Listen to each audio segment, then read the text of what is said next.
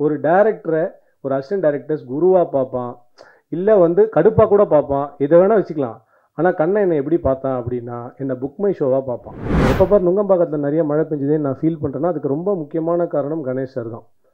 அவ்வளோ நல்லவரை சத்தியமாக சினிமாவில் கூட காட்ட முடியாது. இப்போ இருக்கக்கூடிய 2K கிட்ஸுக்கு என்றைக்காவது அவன் டவுன் ஆவான்ல, அப்போது அவன் லைஃப்பில் திருப்பி அவன் மேலே வரணும்னா நம்ம ஒரு பாட்டு பண்ணணும் அப்படின்னு எங்களுக்கு தோணுச்சு. அதுதான் விடியாத இரவு பாட்டில் வி ட்ரை. என்ன ஒரு தமிழ் திரைப்படத்தில் ஒரு இயக்குனராக நீங்கள்லாம் அங்கீகரித்து நேத்தியோட 2 வருஷம் ஆயிருக்கு. ஏன்னா லக்கி மேன் ரிலீஸ் ஆனது September 1, 2023. ஸோ இன்றைக்கி திருப்பி 2 வருஷம் கழித்து குமார சம்பவம் அப்படின்ற இந்த படத்துக்காக நான் மறுபடியும் உங்கள் முன்னாடி பேசுகிறதுக்கு ரொம்ப சந்தோஷப்படுறேன். ஃபஸ்ட்டு பானிபூரிக்கு நீங்கள் கொடுத்த ஆதரவு சின்ன ஒரு வெப் சீரிஸ் தான், அது ஷார்ட் ஃப்ளிக்ஸில் வந்துச்சு. பட் அது என்னமோ படம் மாதிரி எவ்வளோ பேர் ரிவ்யூஸ் எழுதுனீங்க. அதே மாதிரி தான் லக்கி மேனுக்கு நீங்கள் கொடுத்த ரிவ்யூஸ். என்றைக்காவது லைஃப்பில் நம்ம தோத்துட்டோமோ, நம்ம டவுன் ஆகிட்டோமோ அப்படின்ற மாதிரி ஃபீலிங் இருந்ததுன்னா உங்களுக்கே தெரியாமல் நீங்கள் ஒரு பெரிய ஹெல்ப் எனக்கு பண்ணீங்க. நீங்கள் கொடுத்த அத்தனை விமர்சனங்களையும் என்கிட்ட தொகுப்பாக நான் வச்சுருக்கேன். அதை நான் படிக்கும்போது என்னால் திருப்பி முடியும்னு நான் நம்புறதுக்கு முக்கியமான காரணம் நீங்கள் தான். ஸோ ஊக்கம் கொடுத்த ஊடகத்துக்கு என்னுடைய முதற்கண் வணக்கம். அடுத்தது தேங்கிங் லிஸ்ட் ரொம்ப பெருசு. பட் நான் என்னென்னா ரொம்ப எமோஷ்னலாக சாஃப்ட் ஸ்டோரிலாம் நான் சொல்ல போகிறதில்ல. பட் நான் கொண்டாடி இந்த நிகழ்ச்சியை முடிச்சு வைக்கணும் அப்படின்னு நினைக்கிறேன். அந்த கொண்டாட்டத்தின் முதல் பகுதியை இப்போ பண்ண போகிறோம். அந்த கொண்டாட்டம் வந்து எனக்கான கொண்டாட்டம் இல்லை, கிட்டத்தட்ட நம்மளோடவே பல வருடங்களாக ஓடி ஆடி அட்டகாசம் பண்ணி எல்லா இடத்துலையும் எல்லாருக்குமே தன்னை பிடிக்கிற மாதிரி ஒரு மனுஷன் 30 வருஷம் வேலை பண்ணியிருக்காரு அப்படின்னா அவரை கொண்டாடாமல் யாரை கொண்டாடுறது? 30 வருடங்கள், 575 திரைப்படங்கள், அதையெல்லாம் தாண்டி இன்றைக்கும் PRO அப்படின்னா ஃபஸ்ட்டு ஞாபகம் வர முதல் பேர் நிகில் முருகன். ஸோ இந்த படத்துக்கு அவர் PROவாக இருக்கிறது நிஜமாவே எங்களுக்கு ரொம்ப பெரிய சந்தோஷம். And we want to do some honours for him. அதனால் கணேஷ் ப்ளீஸ்.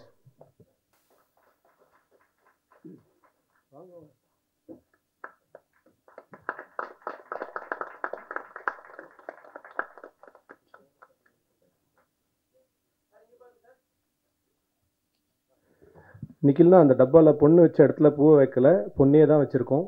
வீட்டுக்கு போய் பிரித்து பார்க்கவும். ஓகே. அண்ட் குமார சம்பவம். இந்த குமார சம்பவம்னா என்ன அப்படின்னு நிறைய கேள்விகள் இருக்குது. கேள்விகளுக்கான ஒரே விடை என்னென்னா குமரனுடைய வாழ்க்கையில் நடந்த சம்பவங்கள் தான் இந்த படம். ஸோ அப்படி நீங்கள் எடுத்துக்கலாம். படம் பார்க்கும்போது உங்களுக்கு இது புரியும். அண்ட் இந்த மேடையில் இருக்கிற எல்லாரை பற்றியும் நான் நிறைய பேசணும் அப்படின்னு ரொம்ப ஆசைப்பட்றேன். ஸோ அதனால் ரொம்ப டைம் எடுத்துக்க மாட்டேன். பட் ப்ராபப்ளி கொஞ்சம் டைம் எடுத்துக்கிறதுக்கான ஒரு ஸ்கோப் நான் எடுத்துக்கிறேன். ஃபஸ்ட்டு நான் யார்கிட்டேருந்து ஆரம்பிக்கணும் அப்படின்னா, எல்லோரும் கடைசியாக ப்ரொடியூசரை பற்றி பேசுவாங்க. நான் வந்து ஃபஸ்ட் எடுத்த உடனே ப்ரொடியூசர் பற்றி பேசிடலாம் அப்படின்னு ஒரு ஐடியாவில் இருக்கேன். ஏன்னா குமரன் மூலமாக தான் எனக்கு கணேஷ் சார்லாம் அறிமுகம். ஒரு கதையை சொல்லும்போது ஒரு 2-3 பேர் சேர்ந்து கதை கேட்குறேன். இது ஜென்ரலாக நடக்கிற ப்ராசஸ் தான். அதெல்லாம் பண்ணி முடிச்சதுக்கப்புறம் நான் வந்து உடனே அந்த கதை டேக் ஆஃப் ஆகுது, உடனே ஓகே ஆகுது. அண்ட் கடகடன்னு ப்ராஜெக்ட் நகர்ந்து போகுது. அண்டு அடுத்தடுத்த கட்டங்களுக்கு இந்த ப்ராஜெக்ட் ரொம்ப வேகமாக போகுது. அப்படின்னும்போது கணேஷருடைய ஒரு முடிவோடைய ஒரு வலிமை என்ன அப்படின்றது எனக்கு ஃபஸ்ட்டு அப்போ தான் புரிஞ்சிச்சு. அப்புறம் என்னென்னா, இந்த ஒர்க் அவுட் பண்ணுறவங்களுக்குலாம் ஒன்று தெரியும்னு நினைக்கிறேன். இன்டர்வல் ட்ரைனிங்னு ஒன்று இருக்கும். அதாவது 10 நிமிஷம் ஓடுவாங்க, 3 நிமிஷம் நடப்பாங்க, 1 நிமிஷம் தவழ்வாங்க, திருப்பி ஓடுவாங்க, அந்த மாதிரி. ஸோ எங்கள் ப்ராஜெக்ட் இன்டர்வல் ட்ரைனிங் மாதிரியே நடந்தது. திடீர்னு 10 நாள் பேய் மாதிரி வேகமாக ஓடும், திடீர்னு பார்த்தா சவுண்டே இருக்காது.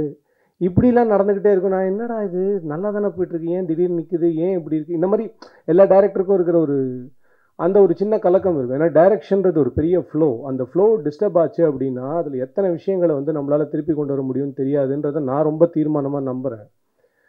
அப்புறம் பார்த்தா ரொம்ப தள்ளி போடுறாங்களே அப்படின்னு பார்த்து ரொம்ப நாள் பார்த்துக்கிட்டே இருக்கேன். ஒரு ஸ்டேஜில் எனக்கு எப்படி தோணுச்சுன்னா, தள்ளி போடலான்ற டெசிஷனையே தள்ளி போடுறாங்களே, அந்த லெவலுக்கு இவங்க இருக்காங்கன்ற மாதிரி ஒரு டவுட் எனக்கு இருந்தது.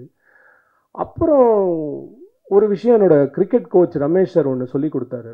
அது அவர் சொன்னது எனக்கு ஞாபகம் வந்து அது திடீர்னு ஒரு நாள் ஸ்ட்ரைக் ஆச்சு. என்னென்னா, கணேஷ் சார் வந்து இயல்புலேயே இடது கை பழக்கம் இருக்கிற ஒரு மனிதர். ஸோ இந்த இடது கை பழக்கம் இருக்கிறவங்க என்னென்னா, அவங்களுடைய அப்ரோச்சே மெத்தாடிக்கலாக இருக்கும். அது நமக்கு ஸ்லோவாக தெரியும். ஆனால் அவங்க ஒரு டெசிஷன் எடுத்தாங்கன்னா உலகமே எதிர்த்து நின்றாலும் அதை பேக் பண்ணுவாங்க, அதில் நிற்பாங்க உறுதியா அப்படின்னு.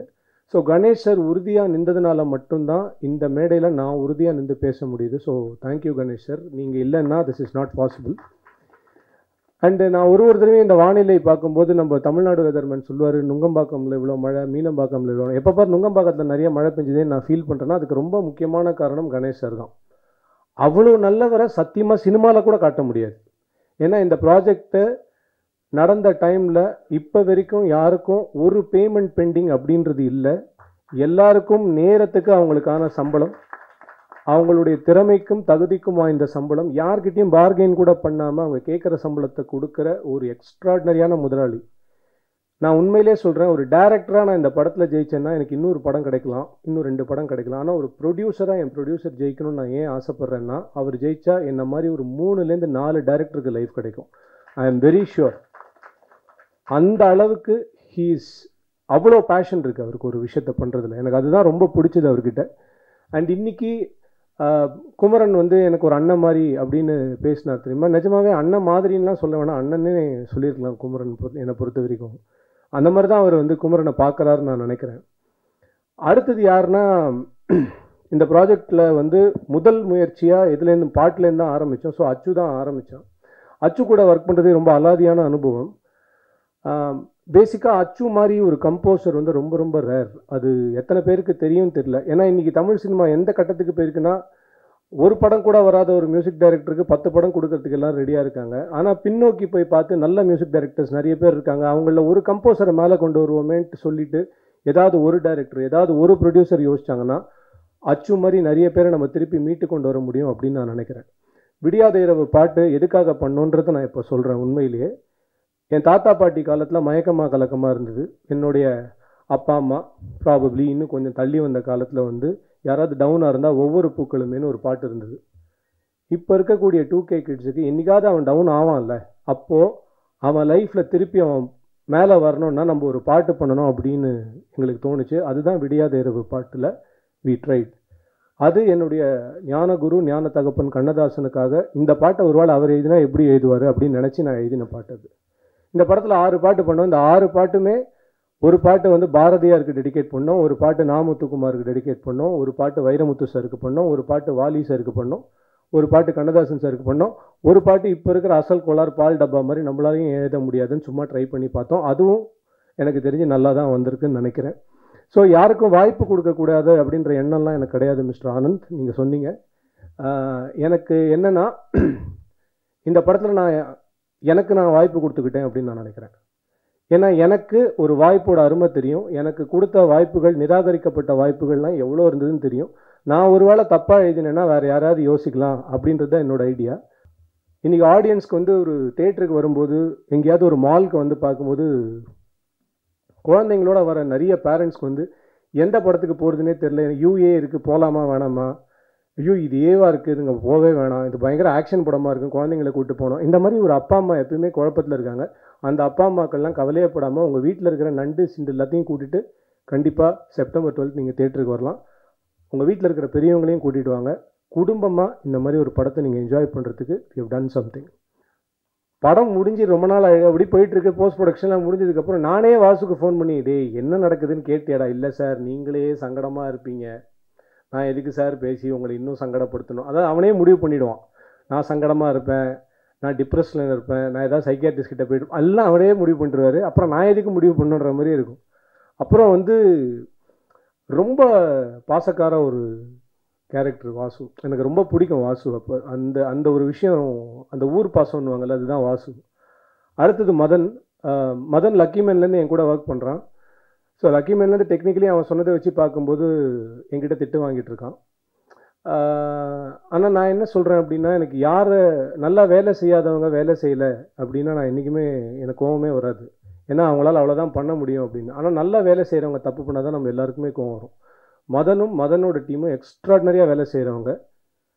அவங்க ஏதாவது ஒரு சின்ன தப்பு பண்ணால் கூட எனக்கு கோவம் வரும். அந்த குவாலிட்டியை அவங்க மெயின்டைன் பண்ணலன்னா தான் எனக்கு கோவம் வரும் அப்படின்றத நான் சொல்லிக்கிறேன். உடனே ப்ரெஸ்ஸு மீடியா எதிர்க்க என்னை கோவக்காரன் அப்படின்னு சொல்லி மதன் கேரக்டர் அசாசினேட் பண்ணிட்டான் அப்படின்னு தயவு செஞ்சு தம்ப்நெயில்லாம் போட்டுறாதீங்க. நான் மதனை பற்றி உங்களுக்கு ஒரு விஷயம் சொல்லணும்னு நினைக்கிறேன். என் வாழ்க்கையில் மதன் ரொம்ப முக்கியமான மனிதன். லக்கி மேன் ரிலீஸ் ஆகி ஒரு 10 படம் ரிலீஸ் ஆன நாளில் தான் லக்கி மேன் ரிலீஸ் ஆச்சு. அப்போ தேட்டர்கள் கிடைக்கல. There are so many issues that happen. அதுக்கப்புறம் ஓடிடியில் வந்து மிகப்பெரிய லெவலில் அந்த படம் பேசப்பட்டது. இது எல்லாமே நடக்கும்போது அந்த படத்தில் ஒர்க் பண்ண நிறைய பேர் என் கூட அதுக்கப்புறம் தொடர்புலே யாருமே பேசல. ஒரு படம் ரிலீஸ் ஆகிடுச்சுன்னா நிறைய பேர் காணாமல் போயிடுவாங்க. ஆனால் நான் உடஞ்சிடக்கூடாதுன்னு டெய்லி எனக்கு ஃபோன் பண்ணி, சார் பாருங்கள் சார், இது சூப்பராக வந்திருக்கு பாருங்கள் சார், இவன் என்ன ரிவ்யூ போட்டிருக்கான் பாருங்கள் சார். டெய்லி இருக்கிறது எதுக்கு ஒரு editor of a film should do this அப்படின்னு ஒன்று இருக்குது. அதுவும் எனக்கு. ஸோ அந்த மாதிரி நான் உடஞ்சிடக்கூடாது அப்படின்னு சொல்லிட்டு என்னை ஹோல்ட் பண்ண ஒரு எக்ஸ்ட்ராடினரி ஹியூமன் பீயிங் மதனோடைய அசிஸ்டன்ட்ஸ் வந்து என் அசிஸ்டன்ட்ஸை விட நான் ஒரு படி நான் மேலே அவங்கள பார்ப்பேன். ஏன்னா எனக்காக உயிரை கொடுப்பாங்க லிட்டரலாக. அதுதான் அவங்கக்கிட்ட நான் ரொம்ப பிடிச்ச விஷயம். விநாயகம், அப்புறம் பிரணாத், தமிழ், இவங்க எல்லாமே மதனோட அசிஸ்டன்ஸ் கிடையாது, என்னோட அசிஸ்டன்ஸ் மாதிரி தான் நான் ட்ரீட் பண்ணுவேன். அதனால் கொஞ்சம் எக்ஸ்ட்ராவாக திட்டுவேன். அதனால் அதை பற்றி அவங்களும் கவலைப்பட மாட்டாங்க. பட் நான் ஒரு விஷயம் மட்டும் சொல்லுவேன், யார் என்னை விட்டு போனாலும் என்ன பண்ணாலும் நான் I can guarantee that Madan டெஃபினட்டாக என் கூட இருப்பான். ஏன்னா எனக்கு அந்த நம்பிக்கை மதன் மேலே என்றைக்குமே இருக்குது. அதுதான் நான் மதன் மேலே காட்டக்கூடிய ஒரு மிகப்பெரிய லவ்னு நினைக்கிறேன். கண்ணன்னு பேர் சொன்னாலே என் டீம் குதூகலம் ஆகிடுவாங்க. ஏன்னா கண்ணன் அந்த மாதிரி தான். ஒரு டைரக்டரை, ஒரு அசிஸ்டன்ட் டைரக்டர்ஸ் குருவாக பார்ப்பான், இல்லை வந்து கடுப்பாக கூட பார்ப்பான், இதை வேணால் வச்சுக்கலாம். ஆனால் கண்ணன் என்னை எப்படி பார்த்தான் அப்படின்னா, என்னை புக் மை ஷோவாக பார்ப்பான். ஏதாவது ஒரு பெரிய படம் ரிலீஸ் ஆனால் முன்னாடி நாள் கண்ணன், சார் எனக்கு டிக்கெட் போட்டு அனுப்பிச்சிருங்க சார். டேய் வேறு எதுவுமே கேட்க மாட்டேடா அப்படின்னு. ஆனால் கண்ணன் ஒரு பியூட்டிஃபுல் ஹியூமன் பீயிங். இருக்கிறதுலே மோஸ்ட் இன்ஃப்ளூயன்ஷியல் இந்த ரூமில் யாருன்னு கேட்டால் கண்ணன் மட்டும்தான். நீங்கள் எந்த ஏரியாவுக்கு கண்ணனை கூப்பிட்டு போனாலும் அந்த ஏரியாவில் யாராவது ஒருத்தர் கண்ணா எப்படி இருக்கா அப்படின்னு கேட்பாங்க. எங்கே லொக்கேஷன் பார்க்க போனாலும் கண்ணனுக்கு தெரிஞ்சவங்க யாராவது ஒருத்தர் இருக்காங்க. எப்படின்னே தெரில. எனக்கு தெரிஞ்சு கலியுக கண்ணனாகவே அவன் இருக்கான். எங்கே போனாலும் எல்லாருக்கும் அவனை தெரியுது. ஸோ ஆக்சுவலாக மறைக்கிற உருவம் கிடையாது. இருந்தாலும் கண்ணன் ரொம்ப இன்ட்ரெஸ்டிங்கான ஒரு ஹியூமன் பீயிங். தேங்க்ஸ் கண்ணா. ஸோ இப்போது இந்த கதைக்கு வரேன். இப்போது படத்துடைய பேர் குமார சம்பவம். அடுத்த படத்துடைய பேர், அந்த படத்தில் ஹீரோ யாருன்னா குமரன், கூட குமரவேல், கூட ஜிஎம் குமார் அண்டு காமெடியன் பால சரவணன். எல்லாத்துக்கும் மேலே இந்த ப்ரோக்ராம் இவ்வளோ சிறப்பாக நடக்கிறதுக்கு காரணம் எங்கள் அண்ணன் நிக்கில் முருகன். இதுக்கு மேலே நான் வந்து என் கூட இதுக்கு மேலே நான் முருகன் கிட்ட கேட்கவே முடியாதுன்ற லெவலுக்கு ஒரு விஷயம் நடந்திருக்கு. So I am so happy. நான் ஆடியன்ஸ்க்கு சொல்கிறது ஒன்று தான், நல்ல திரைப்படங்களை நீங்கள் ஊக்குவிக்கிறதுக்கு என்றைக்குமே மிஸ் பண்ணதில்லை. ஒரு டூரிஸ்ட் ஃபேமிலி மாதிரி ஒரு படம் எப்படி இன்றைக்கி வந்து பல நம்பிக்கையான கதவுகளை திறந்து விட்டுருக்கோ, குமார சம்பவம் மாதிரியான படைப்புகளுக்கும் அதே ஆதரவு கொடுக்கும்போது அது மிகப்பெரிய வாசல்களை, மிகப்பெரிய கிரியேட்டர்ஸை, மிகப்பெரிய நடிகர்களை கொண்டு வரும். அந்த ஒரு வேலையை நீங்கள் கண்டிப்பாக ஆடியன்ஸ் பண்ணுவாங்க. அண்டு கண்டிப்பாக நான் சொல்கிறேன், ப்ரெஸ்ஸை ரொம்ப பெருமைப்படுத்துகிற ஒரு படமாக இது இருக்கும். கண்டிப்பாக உங்களுடைய ஃபேமிலியோட, உங்கள் குழந்தைகளோட நீங்கள் வந்து பார்க்குற ஒரு ரொம்ப ரொம்ப கண்ணியமான, நேர்மையான, ரொம்ப என்டர்டெய்னிங்கான, என்ஜாயபுளான படமாக இருக்கும் அப்படின்னு நம்புகிறோம். ஸோ சப்போர்ட் பண்ணுங்கள். அண்ட் ஃபைனலாக ஆடியன்ஸ்க்கு என்னோட ஒரே ரிக்வெஸ்ட் என்னென்னா, இந்த படம் பார்க்குறதுக்கு முன்னாடி நீங்கள் எந்த படம்லாம் பார்க்கணும் அப்படின்னு நான் சொல்லிடுறேன். லக்கி மேன் பார்த்துருங்க, யாத்திசை பார்த்துருங்க. ஏன்னா ஒரு நல்ல படம் கொடுத்த டைரக்டரும் நல்ல படம் கொடுத்த ப்ரொடியூசரும் சேர்ந்து இன்னொரு நல்ல படம் தான் கொடுப்பாங்கன்னு நீங்கள் நம்புறதுக்கு அது ஒன்று தான் ஒரே வழி. சரியா? வேறு நாங்கள் எதுவும் சொல்கிறதுக்கு இல்லை. அண்டு எண்டிங்காக ஒரு பியூட்டிஃபுல்லான ஒரு விஷயத்தை பண்ணி முடிக்கணும் அப்படின்னு இருக்கும். அது என்ன அப்படின்னா, நான் முன்னுக்கு வரும்போது என்னை தட்டி கொடுக்கறதுக்கோ, என்னை வந்து வழி நடத்துறதுக்கோ ரொம்ப பேர்லாம் இல்லை, கைப்பிடிச்சு தூக்கி விடுறதுக்கு. இன்னி வரைக்கும் எனக்கு ரொம்ப சோல் ஸ்ட்ரென்த்தாக இருக்கிறது என்னுடைய அருமை நண்பர் music director GV Prakash. So GV Prakash சொல்லி தான் இந்த படத்தில் சக்தி பாலாஜின்னு ஒரு சூப்பர்பான ஆக்டரை நாங்கள் இன்ட்ரடியூஸ் பண்ணோம். அவர் 2-3 படம் நடிச்சிருக்காரு.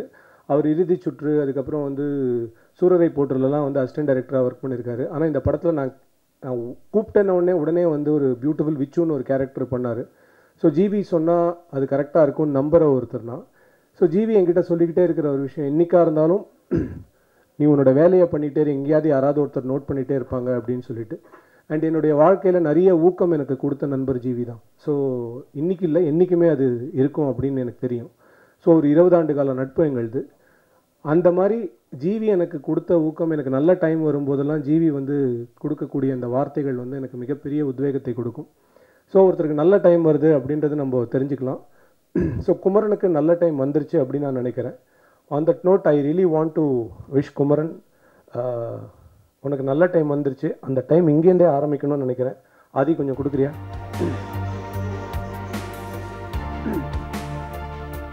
So with all love and affection Kumaran.